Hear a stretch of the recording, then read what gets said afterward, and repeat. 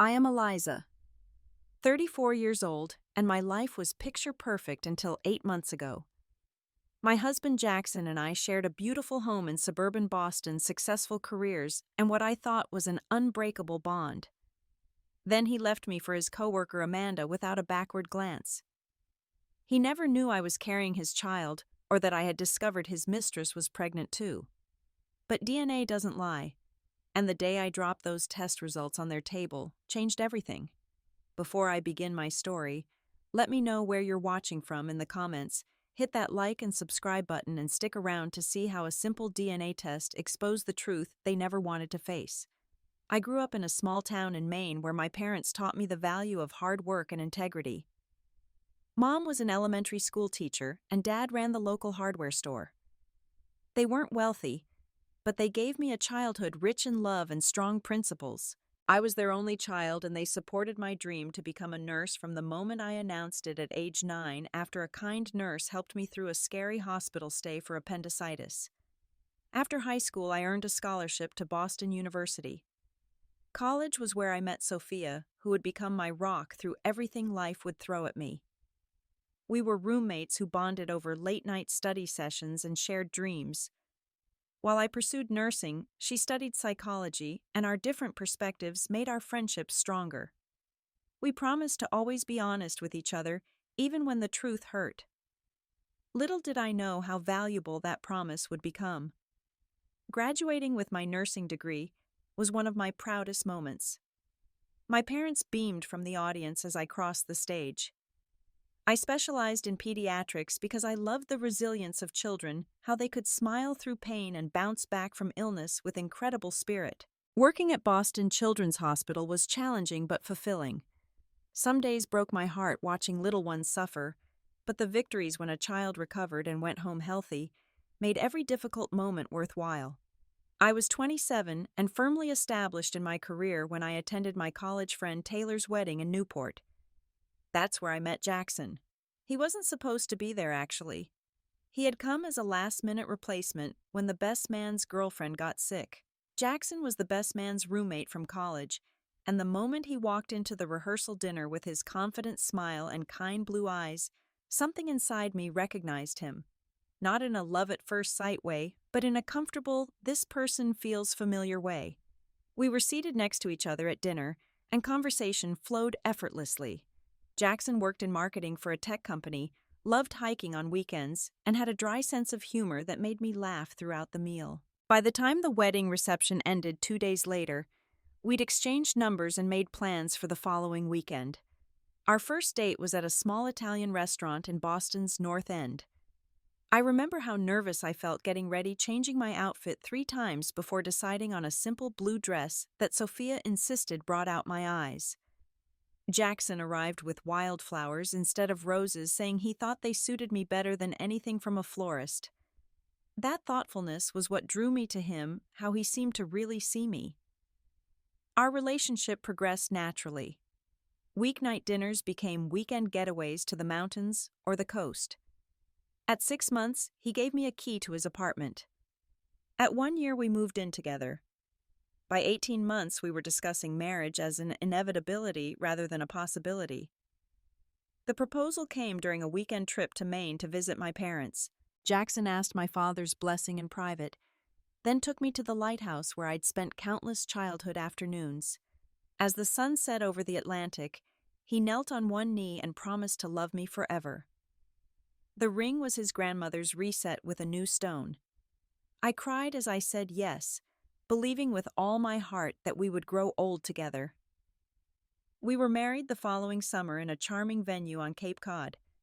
Our wedding was everything I'd dreamed of, intimate yet joyful, with 100 guests, fairy lights strung between trees, and my father's emotional toast that left not a dry eye at the reception. For our honeymoon, we spent 2 weeks exploring the Hawaiian Islands, hiking to waterfalls, swimming with sea turtles, and making plans for our future. Back in Boston, we settled into married life with ease. We bought a beautiful colonial home in a suburb with excellent schools, anticipating the family we hoped to create. Our routines became comfortable. Weekend brunches with friends, evening walks through our neighborhood, and game nights where Jackson's competitive streak always made everyone laugh. I loved our home, filling it with plants and photos, making it our sanctuary from the busy outside world. After 2 years of marriage, we decided to try for a baby.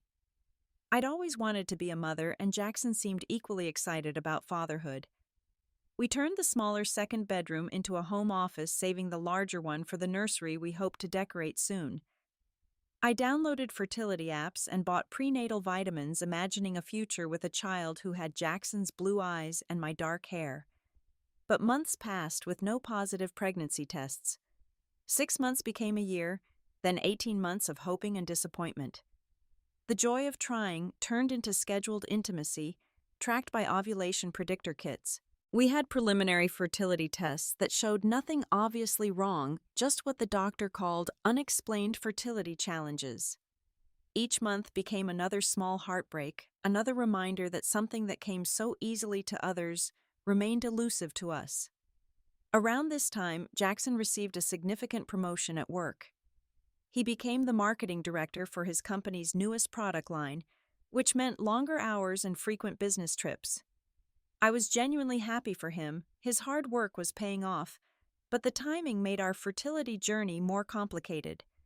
Still, I supported his career growth, believing we had plenty of time to continue building our family. Looking back, the signs were there, but I didn't want to see them. The business trips that extended by a day or two. The texts he'd angle away from my view. The sudden password changes on his phone and laptop for work security reasons. The new cologne I hadn't bought him.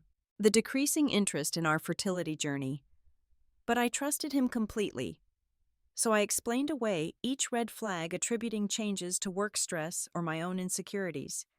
I believed we were solid, weathering a temporary rough patch, as all marriages do.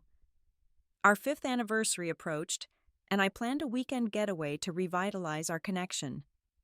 I had no idea that our perfect life was already crumbling beneath my feet, or that the worst betrayal was yet to come.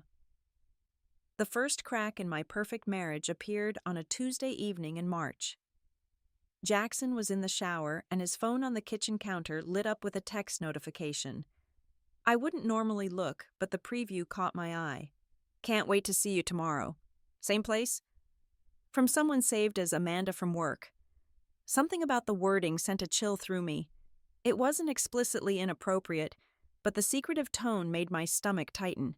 When Jackson emerged from the shower, I casually asked who Amanda was mentioning. I'd seen a notification pop up. His reaction was immediate and alarming, a flash of panic quickly masked by irritation. "Just a coworker on my new project team," he said, taking his phone and turning away. "We've got a bunch of meetings this week." That night, I noticed how he kept his phone in his pocket, or face-down behaviors I'd never seen before. When he went to sleep, I lay awake beside him, listening to his steady breathing and wondering if I was overreacting. After all, he'd never given me reason to doubt him before. But in the following weeks, other changes became impossible to ignore. Jackson started working later, sometimes not coming home until I was already in bed. He became defensive when I asked about his day. Weekend brunches with friends were canceled because of urgent work deadlines. When I suggested joining him on his next business trip to combine it with a mini vacation, he quickly dismissed the idea, claiming it would be all work and no play. Then I found the credit card statement. Jackson and I maintained a joint account for household expenses, but kept separate credit cards for personal spending. One day, while searching for a receipt in his desk for a household appliance we'd purchased, I came across his most recent statement. Multiple charges jumped out at me: a high-end restaurant I'd never been to, a hotel bar in town, on a night he'd claimed to be working late, a jewelry store purchase from 2 weeks earlier, though my birthday had passed and our anniversary was months away. My hands shook as I put the statement back exactly as I'd found it. That night over dinner, I casually mentioned the restaurant, asking if he'd heard of it and if we should try it sometime. His fork paused midway to his mouth, and he said he thought it was overrated without meeting my eyes. "Really? Have you been there?" I pressed gently. "Just once for a client lunch," he replied, suddenly very interested in his food. "Not worth the price." The lie hung between us like a physical presence. I excused myself to the bathroom and splashed cold water on my face, trying to calm the rising panic. When I returned, I changed the subject, not ready to confront what I was beginning to suspect. Instead, I confided in Sophia over coffee the next day. Her expression grew serious as I detailed the changes in Jackson's behavior, the text, the credit card charges. "I hate to say this," she said, reaching for my hand across the table, "but these are classic signs of cheating, Eliza. I think you need to find out for sure before confronting him." Her words made the situation real in a way I'd been avoiding. The thought of Jackson with someone else created physical pain in my chest. But Sophia was right. I needed evidence before making accusations that could damage our marriage if unfounded. The following Wednesday, Jackson texted that he'd be working late again. Instead of acknowledging the message, I followed a hunch. At 7:30, I parked my car near his office building and waited. 20 minutes later, I watched him exit the building with a tall blonde woman. They walked close together, but not touching, to a restaurant 2 blocks away. With a sick feeling in my stomach, I followed at a distance. Through the restaurant window, I watched them sit at a corner table. As soon as they were seated, their professional demeanor dropped. Jackson reached across the table for her hand and she leaned forward, laughing at something he said. When he brushed a strand of hair from her face, the intimate gesture I'd always loved when he did it to me, something broke inside my chest. I couldn't bear to watch anymore. The drive home was a blur through tears I couldn't hold back. I arrived at our empty house and sat in the dark kitchen until 10:30 when I heard his key in the lock. I'd dried my tears by then, not wanting him to know I'd discovered his secret. "Hey," he said casually, dropping his keys in the bowl by the door. "Sorry I'm so late. Project deadline has everyone working overtime." "No problem," I replied, amazed at how steady my voice sounded. "Did you eat? I can heat something up." "I grabbed something at the office." Another lie delivered without hesitation. "I'm exhausted. Think I'll head to bed." That night I lay awake beside him, a stranger who had shared my bed for 7 years. Every breath he took felt like a betrayal. When morning came, I called in sick to work, something I rarely did. Once Jackson left for the day with a distracted kiss on my cheek, I began my investigation. I checked our phone records online, finding hundreds of texts and calls to a number I didn't recognize dating back several months. I searched his name and Amanda on social media until I found her Amanda Wilson, marketing coordinator at Jackson's company. Her profile showed a beautiful, confident woman about 5 years younger than me. Many of her photos featured corporate events where she and Jackson stood nearby, their professional smiles revealing nothing inappropriate. That afternoon, when Jackson was supposedly in meetings, I drove back to his office and checked the parking lot. His car was gone. I then drove to the hotel that had appeared on his credit card statement. His car sat in the parking lot alongside a silver Audi I recognized from Amanda's social media photos. I sat in my car for 20 minutes, physically ill at the confirmation of my worst fears before driving home. For the next several days, I gathered more evidence: screenshots of text messages I glimpsed on his phone when he was in the shower, photos of receipts, notes of his unexplained absences. Each discovery was another wound to my heart, but I forced myself to be thorough. I needed to be absolutely certain before confronting him. The final piece came when I found a small gift bag hidden in the trunk of his car while retrieving a grocery bag he'd forgotten to bring in. Inside was a delicate silver bracelet with a heart charm accompanied by a gift receipt dated 2 days earlier. My birthday had passed months ago, and our anniversary wasn't until summer. Armed with undeniable evidence and a broken heart, I waited for the right moment. It came on a Friday evening when Jackson arrived home earlier than usual, seeming relaxed and affectionate in a way he hadn't been in weeks. He suggested ordering takeout and watching a movie like we used to do every Friday before his promotion. The casual way he could shift between his two lives, betraying me while acting like everything was normal, gave me the strength to finally speak up. "Before we order, we need to talk." I set my folder of evidence on the coffee table between us. "I know about Amanda." His face went blank for a moment, then cycled through shock, anger, and finally a cold resignation that told me everything. He didn't immediately deny it, which was somehow worse than if he had tried to lie. "What exactly do you think you know?" he asked, his voice unnervingly calm. I opened the folder and laid out the evidence piece by piece: the phone records, the credit card statements, the photos of his car at the hotel, the screenshots of texts I'd managed to capture.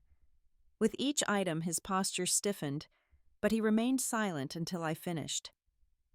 "How long have you been spying on me?" he finally asked, somehow turning my pain into an accusation against me. "How long have you been cheating on me?" I countered, fighting to keep my voice steady. He stood up and paced the living room, running his hands through his hair in the way he did when stressed. For a moment I thought he might continue to deny everything despite the evidence. Instead, he turned to me with cold eyes I didn't recognize. "Fine. Yes, I've been seeing Amanda. It's been going on for 8 months. 8 months. While I was tracking ovulation and hoping for our baby, while I was supporting his career advancement, while I was planning our future, he had been building a separate life with another woman. Why?" It was all I could manage to ask. His answer cut deeper than the affair itself. "Amanda gets me in ways you never have. She's exciting, spontaneous, not always focused on her career or obsessed with having a baby." His words were calculated to hurt, weaponizing my career dedication and fertility struggles against me. "We could have gone to counseling," I said, though. Even as the words left my mouth, I wondered if I still wanted to save our marriage. "We could have worked through whatever issues you felt we had." "It's too late for that," he replied, and the finality in his voice told me he'd made this decision long before tonight. "I'm leaving Eliza. I've already found an apartment." The shock of his words paralyzed me. Despite the evidence I'd gathered, some naive part of me had hoped he would beg for forgiveness, promise to end the affair, suggest counseling. Instead, he was ending our marriage as easily as canceling dinner plans. "You've already found an apartment," I repeated numbly. "How convenient." Jackson moved toward our bedroom. "I'll pack some things now and come back for the rest later." I sat frozen on the couch as he filled a suitcase with clothes and toiletries. The mundane sounds of drawers opening and closing, hangers sliding on the rod in our closet, seemed surreal against the collapse of my life. In less than 30 minutes, he had packed as if he'd been planning his exit strategy for weeks. Perhaps he had. When he returned to the living room, suitcase in hand, his expression had shifted from cold to almost pitying. "You'll be fine, Eliza. You're strong, independent. You never really needed me anyway." Another twist of the knife, turning my strengths into justifications for his betrayal. I remained silent, afraid that if I spoke, the dam holding back my emotions would break completely. Jackson hesitated at the door. "There's something else you should know." His tone made my stomach clench. "Amanda is pregnant, 3 months along." The world tilted beneath me. While we had tried unsuccessfully for years to conceive, he had carelessly created a child with his mistress. "That's what I couldn't give you, right?" I whispered, the first tear finally escaping. "It wasn't planned," he said, as if that somehow made it better. "But I'm going to be there for her and the baby. I'm sorry, Eliza." The door closed behind him with a decisive click, leaving me alone in the home we'd built together. For several minutes, I sat perfectly still, feeling as though any movement might shatter me completely. Then I walked mechanically to our bathroom, turned on the shower to mask the sound, and collapsed on the floor in gut-wrenching sobs that seemed to come from the very core of my being. I spent the entire night curled on the bathroom floor, alternating between crying and a numb emptiness. By morning, I felt hollow, scraped clean of emotion. I called Sophia, who arrived within 30 minutes with coffee and fierce protectiveness. "That absolute bastard," she fumed after I recounted everything. 8 months, and now she's pregnant. I could kill him, Eliza. Literally kill him. Her anger was oddly comforting when I felt too empty to generate any of my own. She stayed with me that day, helping me change the locks, her idea, and fielding calls from friends who'd somehow already heard about Jackson's departure. News travels fast in close social circles. Over the next few days, my support system mobilized. Sophia stayed in my guest room. My parents drove down from Maine and stayed at a nearby hotel, bringing home-cooked meals and quiet strength. Coworkers covered my shifts when I requested emergency personal leave. Friends I hadn't spoken to in months, some Jackson had subtly discouraged me from maintaining relationships with, reappeared with offers of help. 5 days after he left, Jackson texted, asking when I'd be available to discuss divorce proceedings. No apology, no inquiry about how I was coping, just administrative details about dismantling our life together. I didn't respond. Instead, I moved through each day in a fog, going through the motions of survival. Shower, eat something small, respond to concerned messages, lie awake at night staring at the ceiling. Repeat. The person in the mirror looked like a stranger, pale and hollow-eyed. I wondered if I would ever feel whole again. What I didn't know then was that the real shock was yet to come, and that Jackson's betrayal would ultimately set me on a path to a strength I never knew I possessed. 2 weeks after Jackson walked out, I was slowly putting the pieces of my life back together. Sophia had returned to her own apartment but checked in daily. I had gone back to work, finding solace in the structured routine and the innocent resilience of my pediatric patients. My appetite was returning, though food still tasted bland and uninteresting. That morning I was clearing out the bathroom cabinets, determined to remove any remaining traces of Jackson from my home. Behind some extra towels in the linen closet, I found a bottle of prenatal vitamins I'd purchased months ago during our fertility struggles. As I moved to toss them into the donation bag, a sudden realization hit me. My period was late. I dismissed the thought immediately.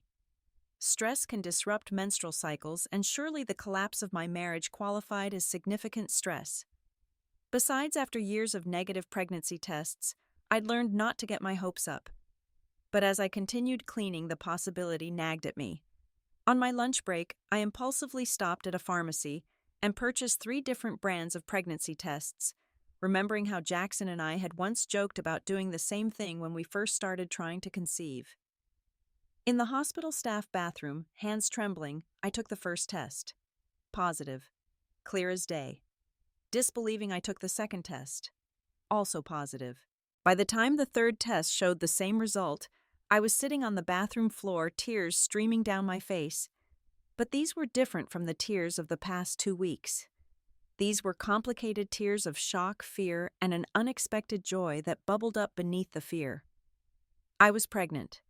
After years of trying, months of heartbreak, and in the midst of my marriage falling apart, I was carrying a child. Jackson's child, conceived likely just before he left during one of the few intimate moments we'd shared in recent months. The irony wasn't lost on me. All this time we thought I might have fertility issues. Maybe the problem had never been mine. Maybe the timing had just never been right until now, when everything else was so terribly wrong. I called my doctor from the bathroom stall and scheduled an appointment for that afternoon, claiming a personal emergency. Dr. Martinez, who had guided us through our fertility journey, was visibly surprised to see me alone. "Jackson and I are separated," I explained briefly, "but I think I might be pregnant." Her gentle professionalism was exactly what I needed as she confirmed the home test results and performed an ultrasound. There on the screen was a tiny flickering heartbeat, strong and steady. "Based on measurements, you're about 10 weeks along, Eliza," Dr. Martinez said. "Everything looks healthy so far." 10 weeks. I counted backward mentally. This baby had been growing inside me even as Jackson was packing his bags, even as he was telling me about Amanda's pregnancy. He had left us both without ever knowing. Leaving the doctor's office, I faced an immediate dilemma. Should I tell Jackson legally and morally he had a right to know about his child? But emotionally, I wasn't ready for that conversation, or for the complications it would bring, especially with Amanda's pregnancy in the mix. I decided to wait. Not forever, but at least until I had processed this new reality and figured out what it meant for my future. I needed time to make decisions from a place of strength, not vulnerability. That evening, I made a decision not to hide my pregnancy, but not to publicize it either. I would tell my closest friends and family, those who were supporting me through this difficult time, but I wouldn't announce it on social media or in wider circles that might alert Jackson before I was ready. The next day, I told Sophia over coffee at my kitchen table. "Holy shit," she whispered, eyes wide. "Are you okay? How do you feel about this?" Honestly terrified, excited, angry, grateful, all of it at once, I admitted. I always wanted to be a mother, just not like this. What about Jackson? Are you going to tell him? Eventually, but not yet. I need time to figure things out first. Sophia squeezed my hand.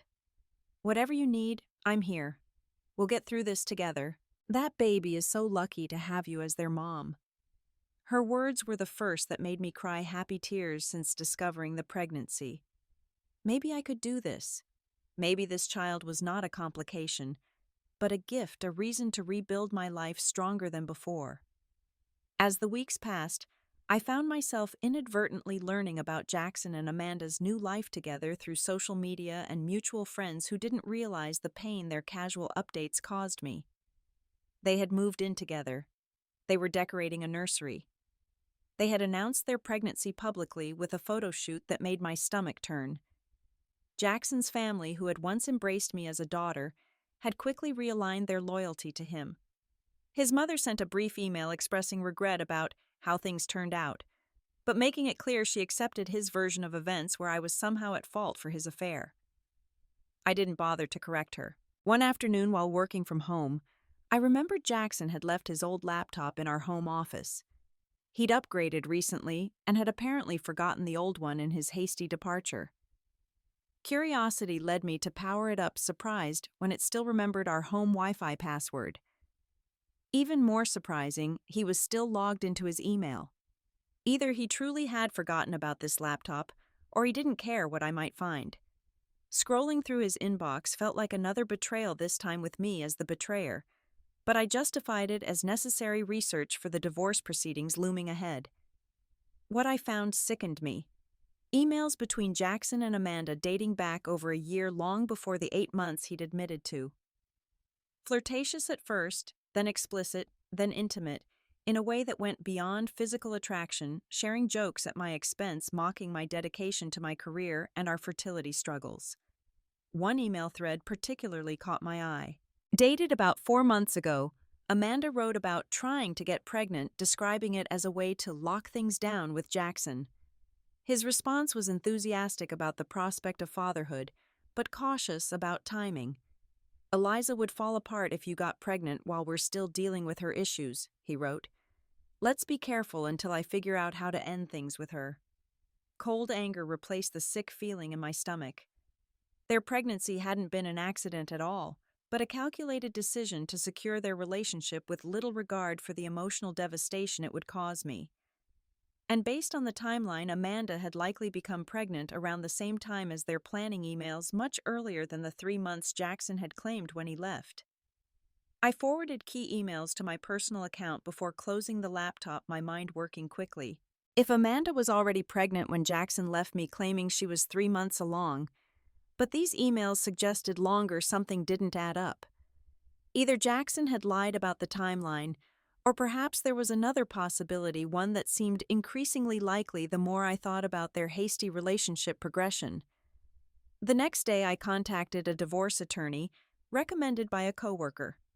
Lisa Harmon was a no-nonsense woman in her 50s who had seen every possible divorce scenario in her 25-year career.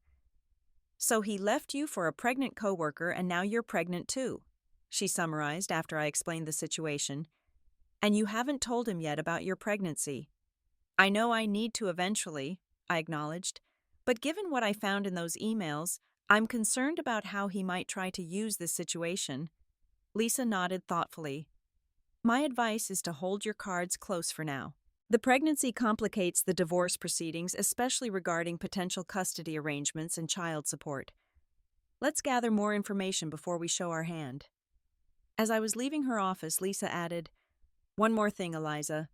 Those emails suggesting they were trying to conceive to manipulate the situation, combined with the discrepancy in Amanda's pregnancy timeline, raised some interesting questions. If I were you, I'd consider the possibility that Jackson might not be the father of her baby. The thought had crossed my mind, but hearing it from someone else made it seem more plausible. How would I ever prove that DNA testing after both babies are born would be definitive? Lisa replied. Something to keep in mind as we move forward. That evening, Sophia dropped by with dinner and listened as I recounted my meeting with the lawyer. DNA testing, she echoed when I reached that part. That's actually brilliant. If Jackson isn't the father of Amanda's baby, but he is the father of yours, it would change everything, I finished. But it's a big if, and we wouldn't know until after both babies are born. Then that's what we wait for, Sophia said with determination. In the meantime, you focus on staying healthy for your baby, and I'll help you keep this under wraps until you're ready. With a plan taking shape, I felt the first stirrings of control returning to my life. I wasn't just a victim of Jackson's betrayal anymore. I was a mother protecting her child, strategizing for our future, and possibly uncovering a truth that could change everything. The following months passed in a strange balance of private joy and public pretense. While my body changed with pregnancy, I carefully concealed the changes at work with looser scrubs and strategic layering. My close circle knew and supported me, but to the outside world, including Jackson, I was simply a woman recovering from the end of her marriage. Jackson continued to text about divorce proceedings, growing increasingly frustrated with my delays and excuses. On Lisa's advice, I responded minimally, citing emotional difficulty and work demands as reasons for postponing meetings. Every delay bought me more time to prepare and to progress further in my pregnancy. Meanwhile, I focused on reclaiming my home and my life. I repainted rooms, rearranged furniture, and converted Jackson's home office into a nursery, choosing a gender-neutral palette of soft greens and yellows. Each change helped erase his presence and affirmed my ownership of the space. Therapy became an essential part of my weekly routine. Dr. Wilson helped me work through the complex emotions of betrayal, the anxiety of impending single motherhood, and strategies for eventually co-parenting with Jackson. You're allowed to be angry, she reminded me often, but don't let that anger make decisions for you. Your child deserves a mother who chooses healing over bitterness. Those words became my mantra as I navigated this new reality. I was determined that my child would grow up with a mother who was strong, whole, and capable of setting boundaries without harboring destructive resentment. As my body changed, I reconnected with parts of myself Jackson had gradually isolated me from. I called old college friends he'd found too loud or too dramatic. I rejoined a book club I'd dropped when he complained about the monthly evening away from home. I rediscovered my love of painting, something I'd set aside years ago when Jackson suggested converting my art corner into extra storage space. Through mutual friends, I occasionally heard updates about Jackson and Amanda.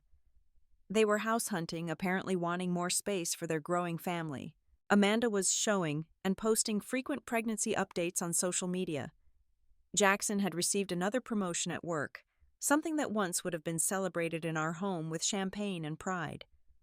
Around my 5th month, when my baby bump was becoming difficult to disguise, I received an unexpected text from Jackson. "We need to talk about the house. I want to buy out your half so Amanda and I can move in before the baby comes. It's the perfect family home." The audacity of his request stunned me. He wanted to move his pregnant mistress into the home we had chosen together, the home where we had tried to conceive for years, the home I was now preparing for my own child, his child. My first instinct was to refuse outright, but Lisa's voice echoed in my head, reminding me to think strategically. I consulted with her before responding, and together we formulated a plan that served my long-term goals. I would agree to sell my half of the house to Jackson, but at a premium well above market value, using the excuse that finding equivalent housing in the current market would be expensive. Additionally, I would require a 3-month closing period, claiming I needed time to find a new place. This arrangement accomplished several things. It provided me with substantial financial resources for my new life as a single mother. It maintained my residence until I was nearly full term in my pregnancy, and it kept Jackson satisfied and unquestioning, believing he was getting what he wanted. When I presented these terms, Jackson balked at the price, but eventually agreed, eager to secure the house for his new family. The irony wasn't lost on me that he was now paying a premium for a house he already partially owned, all to impress a woman who might be carrying another man's child. With the house sale in progress and a closing date set for 3 months later, I began house hunting myself. I found a charming three-bedroom craftsman just 10 minutes from my hospital with a fenced yard and a sunny kitchen. It needed some updates, but had good bones and a welcoming energy that felt right for my fresh start.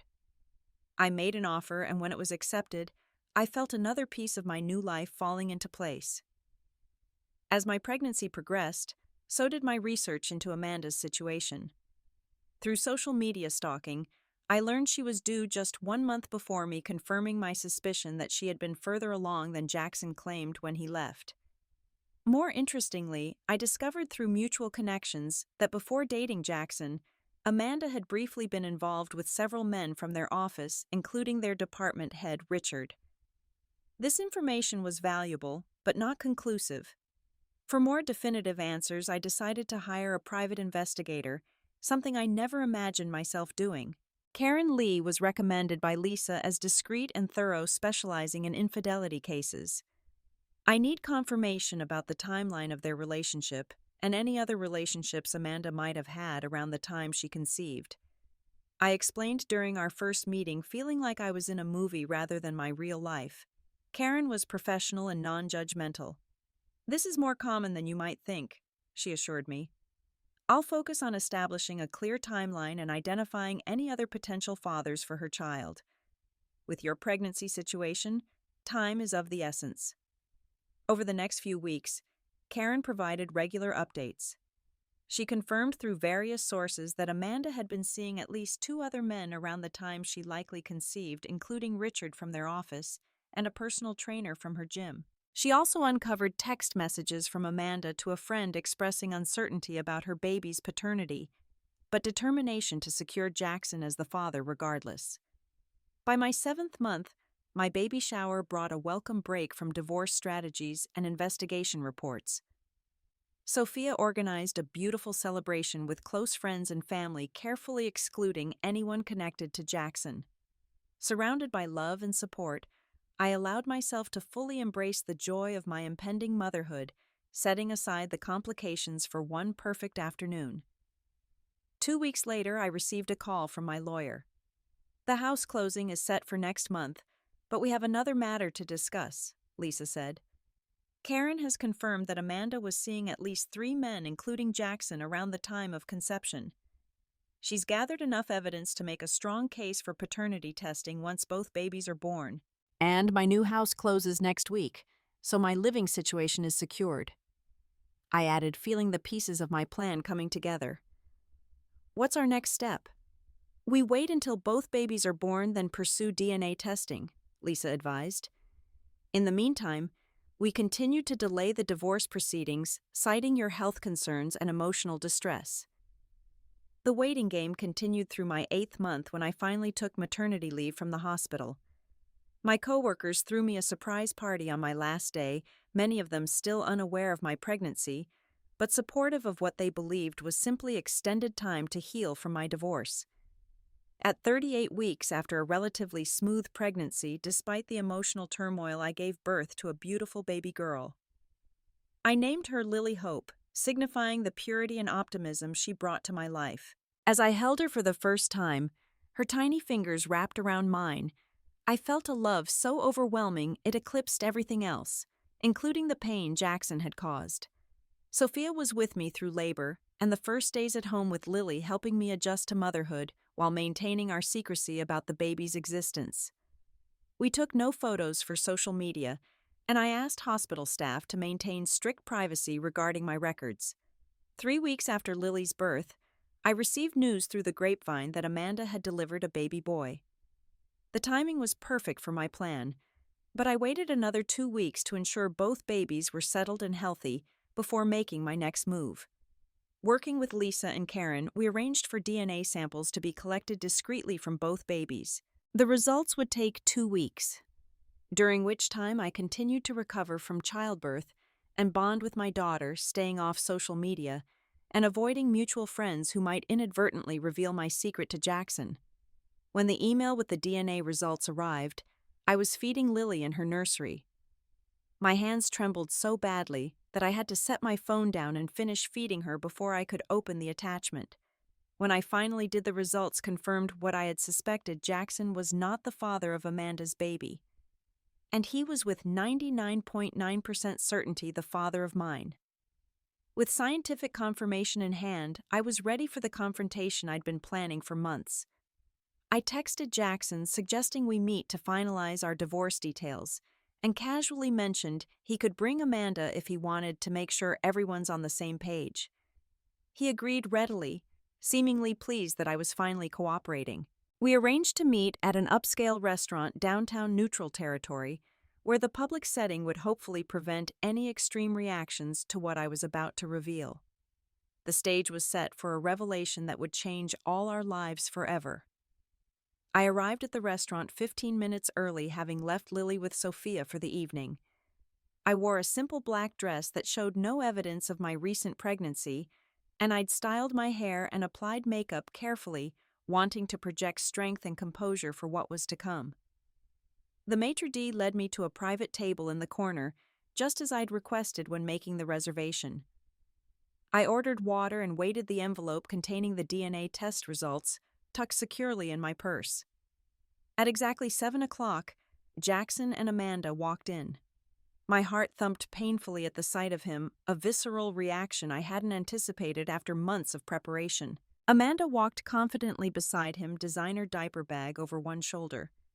She looked remarkably fit for having given birth just weeks ago while I was still dealing with postpartum recovery. She also looked nervous, her smile a bit too fixed as they approached the table. "Eliza," Jackson nodded coolly as they sat down across from me. "Thanks for finally agreeing to move forward with this." "Of course," I replied with a calm I didn't entirely feel. "We all want resolution." Amanda shifted uncomfortably, clearly uncertain about her role in this meeting. "I hope this isn't awkward. Jackson thought it would be good for me to be here since decisions about the house affect us both." I smiled politely. "I'm glad you came, actually. This concerns you too." Jackson ordered a Scotch Amanda a sparkling water. I noticed she glanced at her phone several times, presumably checking on her baby with whoever was watching him. The irony wasn't lost on me, both of us new mothers sitting at this table with very different understandings of our situations. "So," Jackson began after our drinks arrived, "I know we've agreed on the house purchase, but there are still some details about asset division we need to settle." "Actually," I said, taking a deliberate sip of my water, "there's something we need to discuss first, something that will affect all of those decisions." His expression turned wary. "What's that? How's your son doing?" I asked Amanda, directly ignoring Jackson for the moment. She looked startled by the personal question but answered cautiously. "He's good, thank you. Just had his 1-month checkup yesterday." "Congratulations," I said sincerely. "Being a new parent is quite an experience, isn't it?" Amanda nodded, clearly confused by the direction of the conversation. Jackson interrupted impatiently. "Eliza, can we stick to the divorce matters? I know this is difficult for you, but dragging things out doesn't help anyone. On the contrary," I replied. "I think clarity helps everyone." I turned back to Amanda. "Has your son had a paternity test yet?" The color drained from her face. Beside her, Jackson stiffened. "What are you talking about?" he demanded. "Why would we need a paternity test? I'm obviously the father." "Are you?" I asked quietly, maintaining eye contact with Amanda, whose panicked expression told me everything, "because I have reason to believe otherwise." "This is ridiculous," Jackson snapped, but his voice lacked conviction.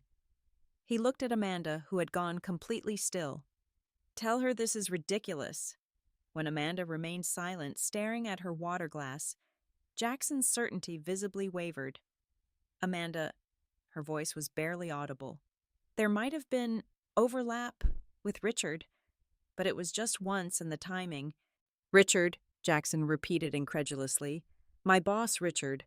I watched the realization dawn on his face, the doubt, the betrayal, the same emotions I had experienced months ago.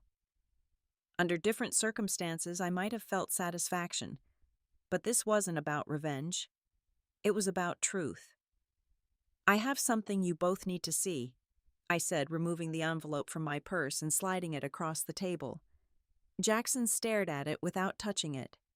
"What is this?" "DNA test results," I answered calmly. For Amanda's son, and for my daughter. The shocked silence that followed was deafening. Jackson looked from the envelope to my face and back again, struggling to process my words. Your daughter, he finally managed. What are you talking about? I was pregnant when you left me, Jackson. 10 weeks pregnant, though I didn't know it yet. Our daughter Lily is 6 weeks old now. His face went through a rapid succession of emotions, disbelief, shock, confusion, and something that looked almost like hope, before hardening into suspicion. That's impossible, he said flatly. We tried for years with no success. Now suddenly you're pregnant. You expect me to believe that… The DNA test confirms it, I replied, tapping the envelope. Lily is 100% your biological daughter, and the test also confirms that Amanda's son is not your child. The probability that Richard is the father is 98.7%. Amanda began to cry silently, not bothering to deny it anymore. Jackson turned to her, his expression thunderous. Is this true? Have you known all along? I thought there was a chance the baby was yours, she sobbed. I wanted it to be yours. You lied to me. Jackson's voice shook with anger. You let me believe I was going to be a father, that we were starting a family. I am a father, he said, suddenly turning back to me. If what you're saying is true, I have a daughter you've kept hidden from me for 6 weeks. Yes, I acknowledged, and you have a lot of catching up to do if you want to be part of her life. But first I needed to be sure about all of this. I needed these test results to confirm what I suspected. Jackson reached for the envelope with trembling hands and opened it, scanning the scientific documentation within. As the truth sank in, his face crumpled. I want to see her, he said, his voice suddenly small. I want to see my daughter. We can arrange that, I replied. But there are conditions. We need to establish clear boundaries and expectations. Lily deserves stability and parents who can cooperate respectfully even if they're no longer together. Amanda abruptly stood up, gathering her purse. I should go, she mumbled, mascara streaking down her cheeks. I'm sorry, Jackson. I never meant for this to happen. Neither of us stopped her as she rushed from the restaurant. Jackson barely seemed to notice her departure, still staring at the test results in his hands. How could I not have known? He whispered, more to himself than to me. A daughter. My daughter. There's a lot we need to discuss, I said, signaling for the check. But not here, not tonight. You need time to process this, and I need to get home to Lily. As I stood to leave, Jackson looked up at me with tear-filled eyes. Eliza, I'm so sorry. For everything. I made the biggest mistake of my life. I paused, looking down at the man I had once loved more than anything, the father of my child, the person who had broken my heart beyond repair. Yes, I said quietly. You did. But what matters now is what you do next, not for me, but for Lily. With that, I walked out of the restaurant, feeling lighter than I had in months. The truth was finally out, and whatever happened next, I would face it with the strength I'd built through this journey of betrayal and rebirth. The weeks following our confrontation at the restaurant were a whirlwind of emotions and adjustments. Jackson texted me the very next morning, begging to meet his daughter. After consulting with Lisa about the legal implications, I agreed to a short, supervised visit at my new home. When Jackson arrived, his eyes were bloodshot from what appeared to be a sleepless night. He stood awkwardly in my entryway, clutching a stuffed elephant, uncertainty written across his face. She's in the living room, I said, leading him through the house he'd never seen. Lily was awake and her bouncer tiny legs kicking aimlessly. Jackson stopped several feet away, staring at her with a mixture of wonder and fear. She's so small, he whispered. She was 7 pounds 3 ounces at birth, I replied. She's growing fast. He approached slowly and knelt beside the bouncer. Hi, Lily, he said softly. I'm your dad. The simple introduction brought unexpected tears to my eyes. Despite everything he'd done to me, this moment between father and daughter felt sacred, untouched by our complicated past. Can I hold her? He asked hesitantly. I nodded and showed him how to support her head as he lifted her from the bouncer. His hands trembled slightly, but he cradled her carefully against his chest. When Lily grabbed his finger with her tiny hand, Jackson broke down in tears. "I can't believe I almost missed this," he said, voice cracking. "I can't believe I didn't know." We spent an hour together with Jackson, holding Lily and asking dozens of questions about her birth, her habits, her personality. Before leaving, he turned to me with determination in his eyes. "I want to be part of her life, Eliza. A real part, not just occasional visits. I know I've done terrible things, but I'm going to be a good father to her. I promise.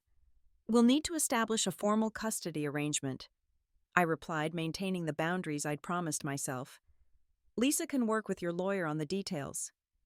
Jackson nodded, accepting that our relationship would now be defined by legal agreements rather than trust. "What about Amanda?" he asked. "Have you heard from her?" "No," I answered truthfully. "Have you—" "She moved out the day after the restaurant, took her son and most of her things while I was at work. Left a note saying she was going to stay with her sister in Chicago until she figured things out." His expression was unreadable. "I don't know what happens next with her and her baby." "That's between you and her," I said, walking him to the door. "My concern is only for Lily." Over the following months, we established a co-parenting routine that prioritized Lily's well-being. Jackson attended parenting classes voluntarily and proved more dedicated than I had expected. Our communication remained strictly about Lily. The emotional wounds between us too deep for casual conversation. Through mutual friends, I heard that Amanda had moved permanently to Chicago with her son. She and Richard had apparently established their own co-parenting arrangement with him, traveling monthly to spend time with his child. Jackson never spoke of her, and I never asked. With the DNA test results, our divorce proceedings took a different direction than originally planned. Instead of dividing assets equally, the focus shifted to establishing child support and custody arrangements. Jackson didn't contest any of my requests, accepting responsibility in the only way he now could, through financial support and committed parenting time. I sold my half of our former home to Jackson as agreed, using the proceeds to pay off my new mortgage and establish a college fund for Lily. The house that had once represented our failed dreams now belongs solely to him, though he ultimately decided to sell it, rather than live there with its complicated memories. As Lily's first birthday approached, I found myself reflecting on the extraordinary year behind us. I had returned to work part-time, finding a balance between my career and motherhood. I'd also enrolled in online classes to pursue a nurse practitioner degree, something I'd always wanted but had put off during my marriage. My support system remained strong, with Sophia still, my most faithful friend, now proudly serving as Lily's godmother. My parents visited monthly from Maine, delighting in their granddaughter and helping whenever they could. The greatest surprise came 6 months after our divorce was finalized, when I reluctantly agreed to coffee with a new pediatrician at the hospital, David.